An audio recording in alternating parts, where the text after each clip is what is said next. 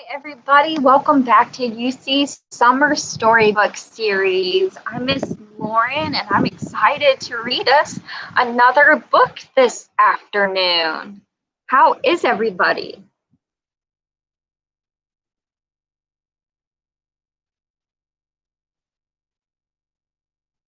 I'm so glad Miss Jenna is joining us again. She'll be making comments on the sidebar. If you're live, you can also write in comments while we're reading and doing our activity afterwards.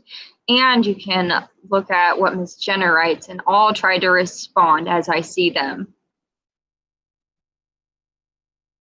So if you're joining us live, it is a Friday afternoon in July, and the weather is nice. It's been a little bit rainy here and there, but that just cools me down, and then the sun comes back out and makes me so happy. We always like to wait a couple minutes so that anybody else who wants to come read with us is able to log in and get settled. So we'll wait just 1 or 2 more minutes. We already have another friend joining us. Krista has come on. Hello, Krista.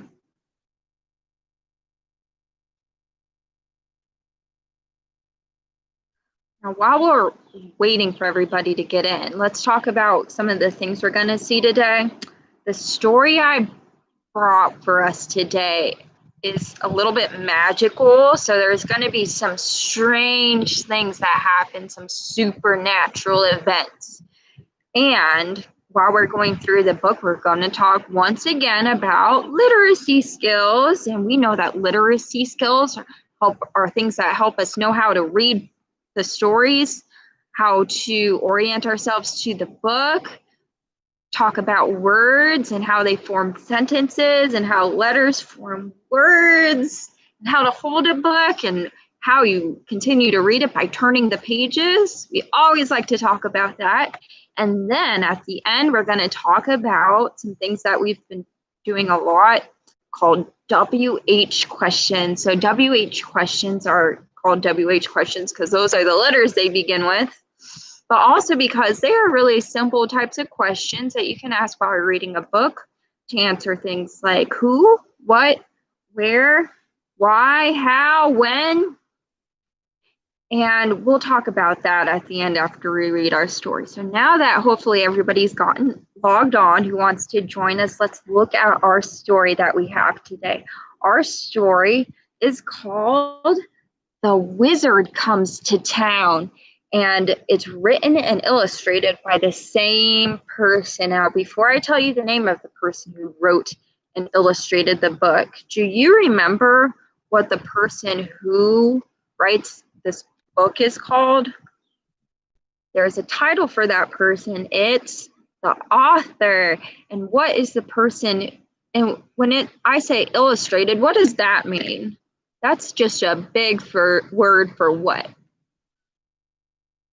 That means that they drew the pictures. So this person who is the author and the illustrator, his name is up here at the top and it starts with an M. His name is Mercer Mayer. He is a very talented author and illustrator, and he likes to do very whimsical books full of oddities. That's right. He draws a picture and is the author. So when we look on the back, you can see another one of his illustrations. That means one of his pictures. What do you see here? This is some sort of creature. Who that is. Who is a WH question. So I'll turn it back around so we can see the front cover, because this is the way you hold it when you're beginning to read the book, by looking at the front cover. And then to start, you open the book to the first page. We know this whole thing is called a page. And on the first page, I see the title again. Let's read it again. The Wizard Comes to Town. I wonder how many syllables is in that title. Let's clap it out so we can find out. The Wizard Comes to Town. How many syllables was that? 1, 2, 3, 4, 5, 6 syllables. There's only one two-syllable word. That's wizard. It's written and illustrated by Mercer Mayer. So here's the first page. Look at the picture. What do you think will happen? Let's read this word so we can find out. It says, and it has a big, colorful O to start us off. One day, a stranger appeared at Mrs. Begg's boarding house looking for a room to rent. His calling card read, Z.P. Alabasium, Wizard Extraordinaire. This room suits me fine, he said. I'll take it. He gave Mrs. Beggs a month's deposit, and she gave him the key. And look in the picture, there's more words that you can read. Take a look here. Do you see the words on the sign? One of them says Bertha Beggs boarding house, and then rooms for rent, no tuba players allowed. Do you know what a boarding house is? That's a big word for a place that will host guests. So you can stay at a boarding house, and it's not a home, but it will treat you like your home. It's a place he didn't show up for dinner, so Mrs. Beggs fixed him a tray of food and took it up to his room. Just leave it on the floor, Mrs. Beggs, he said, not bothering to open the door. Dear me, she said, and went down the stairs. And take a look at this picture. Who do you think is Mrs. Beggs? That's another WH question. I think Mrs. Beggs is this person right here. She's the owner of the boarding house. Let's turn the page and see what happens next. That night, as she lay up in bed, she heard strange noises coming from the room above. Up the stairs crept Mrs. Beggs, followed closely by all the guests who had also heard the noises. Oh my, what can be happening? She said, knocking on Mr. Alabasium's door. Nothing to concern yourself with, Mrs. Beggs, said Mr. Alabasium. Now leave me be. With that, he slammed the door shut. Look at this picture. There aren't any words on this page, but you can see. Who do you think is this that they're talking to up the stairs? I think that's Mr. Alabasium, the wizard extraordinaire. And where are they going? They're going up the stairs. That's another WH question. Well, that would have suited Mrs. Beggs just fine, for she wasn't a particularly nosy person.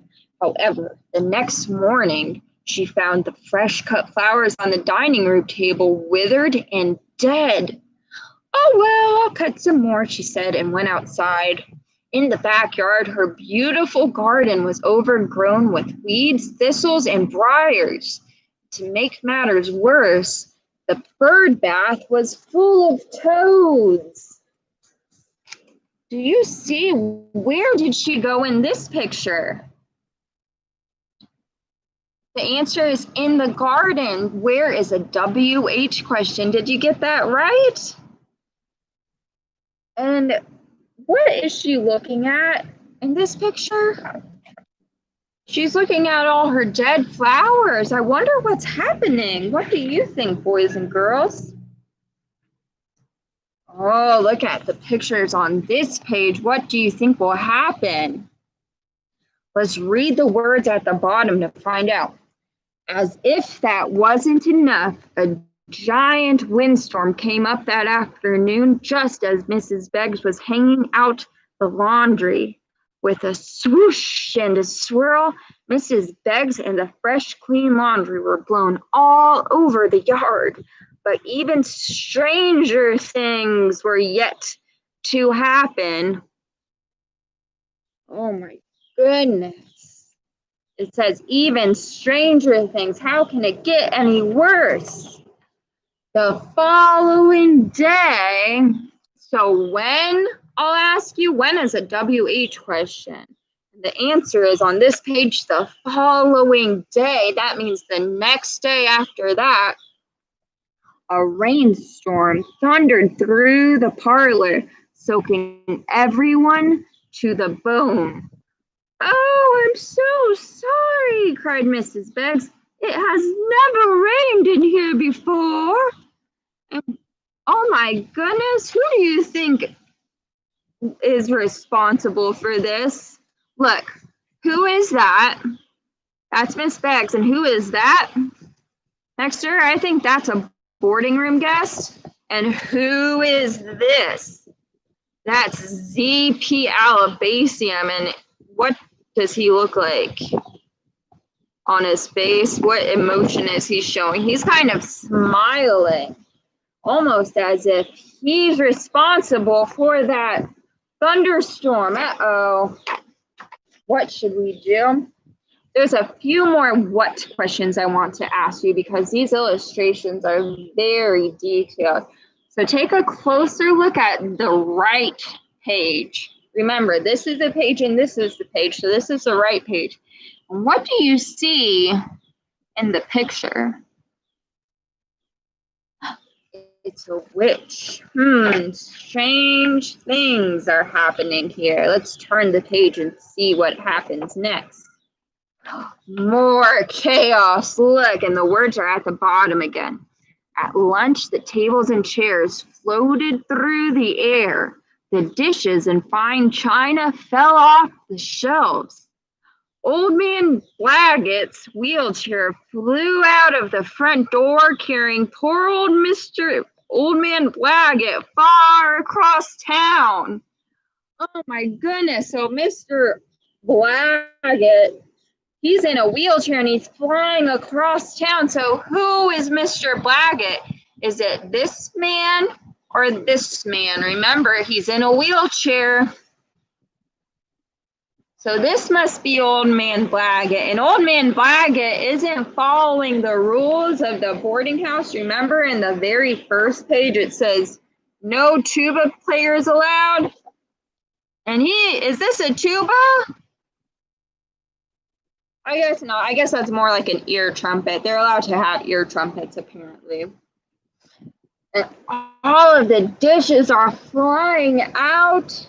And when did they have all the dishes flying out? Was it before the rainstorm or after the rainstorm? It was after the rainstorm. When is another WH question. Did you get it right? Okay, now take one more look at the pictures and then we'll turn the page. Oh, this is getting insane. All of this chaos happening. Granny Appleton's cane turned into a snake and slithered away. Of course, Granny Appleton screamed, and strange things wandered through the house or just floated through the air, frightening the guests. Who do you think all of these people are? Are they guests of the boarding house? No, they are strange things. I don't think they belong there. Let's turn the page and see what happens next. Mr. Plimp's beaver hat turned back into a beaver and bit Mr. Plimp on the nose. Mrs. Fizzle found reptiles in her bed and fainted.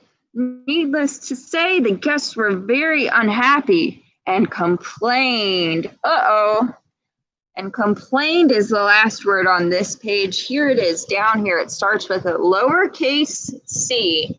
It's the very last word, complained. Do you know what complained means? That's a big word. Complained means to kind of whine about something. It means that there's something that you're not happy about, and it's when you say how unhappy about it you are. So they're complaining. And what do you remember? What bit him on the nose? It's a beaver. I would complain too. And this woman is getting bit too. Look. This woman is laughing at him getting bitten by the beaver on the nose, but she's getting bitten herself on her skirt. And then all of these lizards are where? On the bed, and here you can see her boots. She has fainted. There's so many things going on. Take a look at all of this crazy action. We'll turn the page and see what happens next. Oh, more. Oh dear, it's more strange things. To make matters even worse, a blizzard raged into the house, howling and blowing snow everywhere. Mrs. Beggs, said Mr. Clearlob, I believe I can speak for the rest of the guests that Mr. Alabasium is up to no good. Either he goes or we go. It's a blizzard, boys and girls. And where do you see Mr. Alabasium? I see him behind the other guests, and he still has that grin on his face. He's causing all sorts of trouble for the guests. So what do you think they'll do? Oh dear, thought Mrs. Beggs. This is becoming very bad for business. I must find out if Mr. Alabasium is up to no good or not.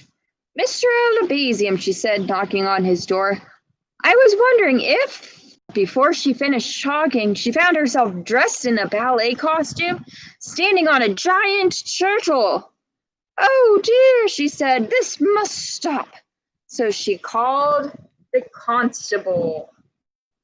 Who do you think the constable is? That's another big word. I'll turn the page and I bet we'll find out who the constable is. So look, this picture is showing Mr. Alabasium, the wizard, and the constable. The constable must be like a law officer or a policeman. That is what the word constable means. So the constable came and knocked on the door. Open up, this is the constable. Suddenly the constable turned into a ram. Ah, he said, and ran down the stairs. That does it, said Mrs. Beggs angrily. She went to her closet. She opened the door. Reaching high up in the closet, she pulled down an old tattered box from the top shelf. This may not be the right thing to do, she said, but one must do something. The top of the box read witchery for fun and profit. And look, the very last words at the bottom of the left page are all capitalized. That is what her box says on it, witchery for fun and profit. Now we'll read over to the right page. It belonged to her great Aunt Celia, who flew away on a vacuum cleaner one day, not having any broomsticks on hand, and was never seen again. Mrs. Beggs put on the costume, which was a little too large, and sat down to read the instruction booklet. What do you think she's going to do next? Ooh, I'm excited to read this page. Look at what's happening. It looks like she's doing a spell. So I'll read the words. The picture is on the right page. The words are on the left page. And these are what the words say. There, she said, I hope this will do the trick. Then she chanted ever so quietly, I've had blizzards, snakes and lizards. I've had rain and wind to bear. As she spoke, the room filled with smoke. I've heard noise and lots of howling, tables floating through the air. Bats darted through the room and strange things peered from the dark. Powers creeping, I command you, get this wizard out of here. With a howl, the room full of strange things dashed through the window and were gone. Putting everything neatly away, Mrs. Beggs went to bed. Later that evening, that's another question you can use to answer where it says later that evening, Mr. Alabasium slept well. The window to his room slid slowly open. Quietly, ever so quietly, in crept a group of very strange things. You can see them creeping up. Here are the strange things. Here he is sleeping ever so quietly. They tied him up with a wizard-proof rope. They tickled his toes and tweaked his nose. They carried him quietly out of the house and through the back streets of town. Where are they going? To the back streets of town. And when are they taking him? Is it during the day or during the night? It's at night when he was sleeping. They left Z.P. Alabazium, wizard extraordinaire, at the city dump and flew off into the night. Where did they leave him, boys and girls? They left him at the dump. The next day, when nothing strange happened at the boarding house, the guests were overjoyed. That means very happy. They were overjoyed. My, it's so very peaceful around here, commented Mrs. Fizzle. It certainly is, replied the other guests, smiling their approval. By late afternoon, Major Clearlob sighed and said, "It's far too peaceful around here. I'm bored to tears." "So are we," the others replied. At dinner time, everyone quietly sipped their soup. Then the doorbell rang. "I wonder who that could be at this hour," said Mrs. Beggs as she went to answer the door. Ooh, and look, here is the last page, and there's no words, but who do you think that is? That must be the other guest. And I wonder what's going to happen next, because that's the end of the story. Ooh, that was so exciting. That they ended and you don't know what's going to happen at the end. That's right. I think that's the other guest. So what do you think will happen after that guest comes to the boarding house? Since it doesn't write what he does, you can make up your own ending and pretend you know what happens next. So before we go, let's review our WH questions very quickly. So the first WH question we have is who? And what can you find out if you ask the question who? Who is asking about a person? The next one is what? And what can you find out if you ask a question starting with what? What is talking about an object or what happens? That's right. Then we have when. What kind of question is when? What will it answer for you? I drew a clock. That gives you a clue. When is talking about time or when something happens. And then the last one is where. And what can you find out if you ask where? You can find out the place something happened. That's right. Well, that's about all the time that we have for this to our channel. We'll see you next time. Goodbye.